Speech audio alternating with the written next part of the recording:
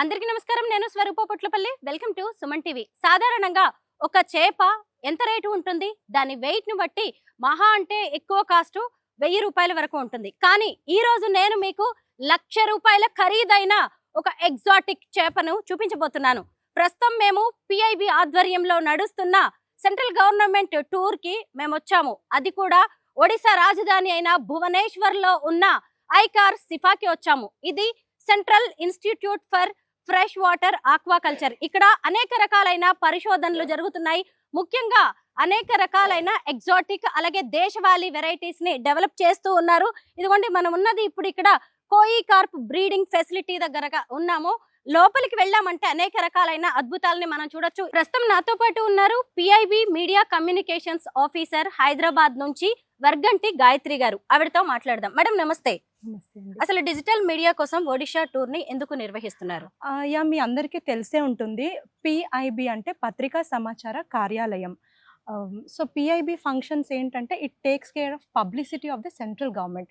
So PIB అనేది it's a wing of ministry of INB which takes care of publicity of the central government. So central government related schemes కానీ development activities కానీ so whatever it is we give it to the media and the public. So we inform the public అనమాట. So the main purpose of this press tour ఏంటంటే central government activities అనేవి చాలా రాష్ట్రాలలో ఉంటాయి, మనందరికీ తెలుసు. The main purpose of the press tour ఏంటంటే మన తెలంగాణ జర్నలిస్ట్లకి సెంట్రల్ గవర్నమెంట్ చేస్తున్న development activities especially in the other states. So central government related activities వేరే వేరే స్టేట్స్లో ఎలా జరుగుతున్నాయి అనేవి మన రిపోర్టర్స్కి మన పబ్లిక్కి తెలియాల్సిన అవసరం ఉంది. So that is the main purpose of the press tour. So ఈ ప్రెస్ టూర్ అనేది మనం 5 days నిర్వహిస్తున్నాం. సో దానికోసం అని చెప్పి ఎస్పెషలీ ప్రింట్ ఎలక్ట్రానిక్ మీడియాలో మేము ఎప్పుడు తీసుకెళ్తుంటాం ప్రెస్ టూర్కి. But this time we have also included the digital media. So ఈసారి మన ప్రెస్ టూర్కి డిజిటల్ మీడియా వాళ్ళని కూడా తీసుకొచ్చాం. సో దాని మెయిన్ పర్పస్ ఏంటంటే ఇక్కడ సెంట్రల్ గవర్నమెంట్ యాక్టివిటీస్ ఏంటి అంటే సెంట్రల్ గవర్నమెంట్ ఇన్స్టిట్యూట్స్ ఉంటాయి కదా ప్రతి స్టేట్లో కూడా. సో నిన్న కూడా మనం IMMTకి వెళ్ళాం. సో అక్కడ కూడా మినరల్స్ అండ్ రీసెర్చ్ ఇన్స్టిట్యూట్లో మన ఇండియన్ సైంటిస్ట్ ఎలాంటి వర్క్స్ చేస్తున్నారు, మన భారత ప్రభుత్వం మన సైంటిస్ట్కి ఎలాంటి ప్రోత్సాహం ఇస్తుంది, మన ఇన్స్టిట్యూట్స్కి ఎలా ఖర్చు చేస్తుంది అనేవి నిన్న మనం చూసాం. సో ఈ రోజు ఏంటంటే సిఫాకి వచ్చాం. So this is also in central government institute sponsored institute and it takes care of the aquaculture breeding and all. So ఈ ఇన్స్టిట్యూట్లో ఏంటంటే నార్మలీ అక్వాకల్చర్ అంటే మనకు ఓన్లీ బ్రీడింగ్ అనేది మాత్రమే తెలుస్తుంది. సో ఈ ఇన్స్టిట్యూట్లో ఏంటంటే all varieties apart from the breeding international varieties, national varieties, exotic varieties, ornamental varieties breeding కూడా ఇక్కడ మన Indian scientist are doing research. So మన సైంటిస్టులు ఎలా వర్క్ చేస్తున్నారు, మన సైంటిస్ట్కి మన గవర్నమెంట్ ఎలా ప్రోత్సహిస్తుంది అనేది మనం తెలుసుకోవడానికి ఇక్కడికి వచ్చాం. మేడం మనం ఆల్రెడీ రోహు కట్ల అనే వాటిని ఎలాగా ట్యాగింగ్ చేస్తారు అనేది కూడా అక్కడ చూసాం కదా. ఇక్కడేమో ఆర్నమెంటల్ బ్రీడ్స్ ని ఎలా వీళ్ళు పెంచుతున్నారు అనేది చూడబోతున్నాం. లోపలికి వెళ్దామా? అంటే మనం ఆర్నమెంటల్ బ్రీడ్స్ అనేవి మామూలుగా we almost export from the other countries. అంటే ఇండియా అనేది మనకు ఆల్రెడీ తెలుసు వికసిత్ భారత్ దిశగా ప్రయాణిస్తున్నాం. We are not dependent on the other countries. మనం ప్రతి రంగంలో కూడా మేక్ ఇన్ ఇండియా పాలసీతోనే మనం పనిచేస్తున్నాం under the guidance of our prime minister.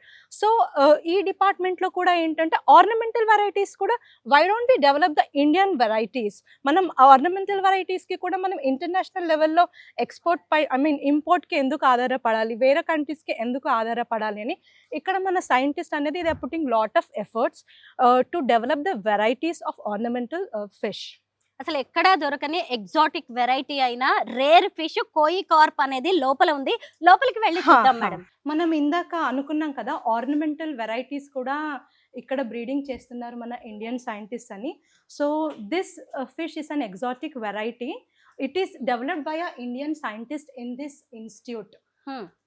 So ఇది ఆల్మోస్ట్ మనకు నియర్లీ 1 lakh ఉంటుందంట ఇది. సో ఈ కలర్ కూడా మన ఇండియన్ సైంటిస్ట్ బ్రీడ్ చేసి they have developed this colour and the other qualities of this fish. So మామూలుగా ఇలాంటి ఫిషెస్ ఎప్పుడు కూడా మనం ఇంపోర్ట్ చేసుకోవడానికి అంటే big companies like airports and other big institutes and all they try to import the fish. So ఇక్కడ ఎంత బాగుందో, ఒక్కొక్క చేపకి ఎంత వేరియేషన్ కనిపిస్తుందో. సో ఇలాంటి ఫిష్ ని ఏంటంటే మన Indian scientist they develop so seeds అవి కూడా వాళ్ళు డెవలప్ చేస్తారు. సో దట్ ఇక్కడే ఒకవేళ అక్వాకల్చర్లో ఇంట్రెస్ట్ ఉన్న వాళ్ళు they can also make it as a employment అనమాట. అంటే MSME కింద వాళ్ళు రిజిస్టర్ చేసుకుని they can also take the formula from the scientist. They will also help, అంటే ఇన్స్టిట్యూట్ అనేది హెల్ప్ చేస్తుంది. సో వాళ్ళు కూడా స్వయం ఉపాధి కింద ఇలాంటి ఫిషెస్ ని వాళ్ళు ఓన్ గా బ్రీడ్ చేసుకుని they can also have their own income. Madam చూసారా వాటి మీద పొలుసులు కూడా లేవు, నార్మల్ ఫిషెస్ లాగా లేవు, అవి ఎంత డిఫరెంట్ గా ఉన్నాయో. స్మూత్ గా ఉంది, ఒక్కో చేప ఒక్కో రకంగా ఉంది. నార్మల్ గా వీటిని మనం ఎయిర్పోర్ట్స్ లో పెద్ద పెద్ద అక్వేరియంస్ లో చూస్తాము, అలాగే పెద్ద పెద్ద ఆఫీసెస్ లో చూస్తూ ఉంటాం కదా, అవన్నీ ఎగ్జాటిక్ వెరైటీస్ అన్నమాట. రేర్ గా ఉండేది ఆ కోయి కార్ప్. వీటిని మన సైంటిస్టులు డెవలప్ చేస్తున్నారు అనేది మనం చాలా ప్రౌడ్ గా ఫీల్ అవ్వాల్సిన విషయం. ఇక ఇక్కడున్న ఏమో దేశవాళీ ఆర్నమెంటల్ ఫిషెస్ అన్నమాట. ఇవన్నీ కూడా ఇంటీరియర్ డిజైనింగ్ లో వీటిని అక్వేరియంస్ లో వాడుతూ ఉంటారు. దేశవాళీ అంటే మామూలుగా మనకి నార్త్ ఈస్ట్ నుంచి, వెస్టర్న్ ఘాట్స్ నుంచి వీటిని తీసుకొస్తూ ఉంటారు. ఇండిజినస్ బ్రీడ్స్ అండి. దేశవాళీ అంటే it is all developed by a scientist. Indigenous breed fish ये जो इंडिजिनस ब्रीड है, ये इसका कलर इतना अच्छा नहीं है। Yes, nature sir. में जो मिलता है मैं इसको बताऊंगी। हम over generation selectively Enhance breeding చేశారు. करके इसका कलर और अधिक ज्यादा बढ़ा दिए, तो मार्केट में इसका प्राइस ज्यादा होगा. ఓకే, చూసారు కదా సార్ ఏం చెప్తున్నారా. అయితే వీటిని అస్సాం నుంచి తీసుకొచ్చారు. ఒకే వెరైటీ అన్నమాట ఇది, కాకపోతే కలర్స్ వేరుగా ఉన్నాయి. చూడండి, ఇదేమో మేల్ మగది, ఇదేమో ఆడదనమాట. మగ చేప ఏమో ఆరెంజ్ కలర్ లో ఉంది, ఆడ చేప ఎల్లో కలర్ లో ఉంది. అయితే ఫస్ట్ ఇవి ఎలా ఉండేవంటే ఇదిగోండి, ఒరిజినల్ గా ఇలా ఉంటాయి. आसाम से लाया అస్సాం నుంచి తీసుకొచ్చారు ఇవి. ఇదిగోండి చూసారా, ఇదిగోండి వీళ్ళే మన సైంటిస్టులు అనమాట, సీఫా ఆఫీసర్స్, డైరెక్టర్ గారు, అలాగే ఇక్కడ పరిశోధనలు చేస్తున్న ఆఫీసర్ అన్నమాట. ఇలా ఉన్న చేపల్ని చూసారా ఎలా మార్చేశారో. మళ్ళీ ఇక్కడ చూసినప్పుడేమో ఏ చేపలైనా సరే కొంత ఎల్లో కలర్ లో, ఆరెంజ్ కలర్ లో ఉన్నాయి, కానీ ఇక్కడేమో మగ చేపలకి ఆరెంజ్ కలర్ వచ్చేలా చేశారు, అలాగే ఆడ చేపలకేమో ఎల్లో కలర్ వచ్చేలా చేశారు. వీటి వయసు ఏడాది ఉంటుంది. ఇవి ఒక్కో చేప 40 నుంచి 50 రూపాయల వరకు, అలాగే 50 రూపాయల నుంచి 100 రూపాయల వరకు కూడా ఉంటాయి. అదే మనం బయట కొనాలి అంటే 500 రూపాయల వరకు ఒక్కొక్క చేప ఉంటుంది అని చెబుతున్నారు. నార్మల్ గా అక్వేరియంస్ లో వీటిని పెంచుతూ ఉంటారు. ఇక అటువైపు చూసినప్పుడు ఇది కూడా ఇంకొకటి మన దేశవాళీ కాదు, ఇది ఎగ్జాటిక్ అన్నమాట, రేర్ వెరైటీ. ఇక్కడ చూసారా ఎన్ని రకాలైన చేపలు ఉన్నాయో, ఇలాంటి చేపలు. మేడం మీరు చూసారు కదా, నార్మల్ గా ఇలాంటి చేపల్ని కొనాలంటే చాలా ఖర్చు అవుతుంది, కానీ మన సైంటిస్టులు వీళ్ళు డెవలప్ చేసిన ఈ చేప 10 నుంచి 20 రూపాయలకే వచ్చేస్తుందంట. అదే మార్కెట్ లో అయితే చూడండి ఎంత ఖర్చు పెట్టి మనం కొంటూ ఉంటామో. మన సైంటిస్టులు డెవలప్ చేసినవి ఇవన్నీ ఒక్కొక్కటి ఒక్కో కలర్ లో ఉన్నాయి. అలాగే చిన్న చేపలు ఉన్నాయి చూసారా, ఇక్కడికి రండి. ఇది చూస్తేనేమో 3 నెలల వయసు ఉన్నవి చిన్న చేపలు. అలాగే మిగతా పెద్ద పెద్దవన్నేమో ఇవి ఒక ఏడాది వయసువి. ఈ చేపల్లో ఉన్న ఒక స్పెషాలిటీ నేను చెప్తాను. ముఖ్యంగా చేపలు అనేవి గుడ్లు పెట్టిన తర్వాత అందులోంచి పిల్లలు బయటకు వస్తాయి. ఎస్, ఇక్కడ స్పెషాలిటీ ఏంటి అంటే ఈ చేపలు లోపలే బిడ్డల్ని కని బయటికి తీసుకొస్తాయి అన్నమాట. అంటే ఒకేసారి బిడ్డల్నే బయటికి తీసుకొచ్చే చేపలు భూమి మీద ఏమైనా ఉన్నాయి అంటే ఈ ఎగ్జాటిక్ వెరైటీవే. ఇక్కడ 4 వెరైటీస్ అయినా చేపలు ఉన్నాయి అన్నమాట. ఇక్కడ మనం రకరకాల రంగుల్లో కనిపిస్తున్నాయి. అసలు ఒకే అక్వేరియం ని మనం చూసినట్టుగా. Black molly, then this guppy, then swordtail. You see one swordtail is that like tail is like just like a sword. Yes, talwar jaise ek sword. Talwar, red color no? sir. That is male swordtail. చూసారా నిజంగా కత్తి లాంటి తోక ఉన్నది. మీరు ఇంకెక్కడా చూడరు ఈ చేపని. ఇదిగోండి, ఇది మగ చేప అంట. ఇక్కడ 4 వెరైటీస్ ఉన్నాయి. ఇవి కూడా అన్ని ఎగ్జాటిక్ వెరైటీస్. బయట రేట్ కి మార్కెట్ రేట్ కి ఇవి చాలా తక్కువగా ఉంటాయి. ఎవరైనా సరే MSMEs, కుటీర పరిశ్రమలు పెట్టుకోవాలి, చిన్న బిజినెస్ చేసుకోవాలి అనుకున్న వాళ్ళు డైరెక్ట్ గా సెంట్రల్ గవర్నమెంట్ ఆధ్వర్యంలో నడుస్తున్న ఈ సీఫా దగ్గరికి రావచ్చు. ఇంతకీ మరి ఈ కోయి కార్ప్స్ ఉన్నాయి కదా, వీటిని రంగు ఇంత బాగా రావడానికి ఒక్కొక్క చోట ఒక్కో రకమైన ఫేజెస్ లో ఒక్కో రకంగా ఎక్విప్మెంట్ తో వీటిని పెంచుతున్నారు. ఇదిగోండి ఇక్కడ చూసామంటే, ఇదిగోండి ఇది ఒక ఫేజ్ లో, ఒక స్టేజ్ లో ఉన్న కోయి కార్ప్. ఇక్కడ చూస్తే ఇదిగోండి ఇది ఇంకొక స్టేజ్ లో ఉన్న కోయి కార్ప్. ఇక్కడ చూద్దాం రండి. కోయి కార్ప్ మరి ఎగ్స్ ఎలా ఉంటాయో కూడా మీరు చూడాలి కదా. మనం నార్మల్ గా చేపల్ని చూస్తాం, చేపల పిల్లల్ని చూస్తాం, కానీ గుడ్లు చూసే అవకాశం మనకి రాదు. ఇక్కడ నేను చెప్పాను కదా, 1 లక్ష విలువైన ఆర్నమెంటల్ అలాగే ఎగ్జాటిక్ వెరైటీ అయిన కోయి కార్ప్ ఎగ్స్ ని మనం ఇప్పుడు చూద్దాం. గాయత్రి గారు, మీరు ఎప్పుడైనా చూసారా ఎగ్స్ ని? లేదండి, టెక్స్ట్ బుక్స్ లో. And then frog eggs we see normally, yes, but fish eggs అనేది it's first time. That too exotic variety. మన సైంటిస్టులు ఇక్కడ చక్కగా వాటిని పెంచుతున్నారు. ఎగ్స్ కూడా చూసారా ఎలా స్టిక్ అయిపోయి ఉన్నాయో.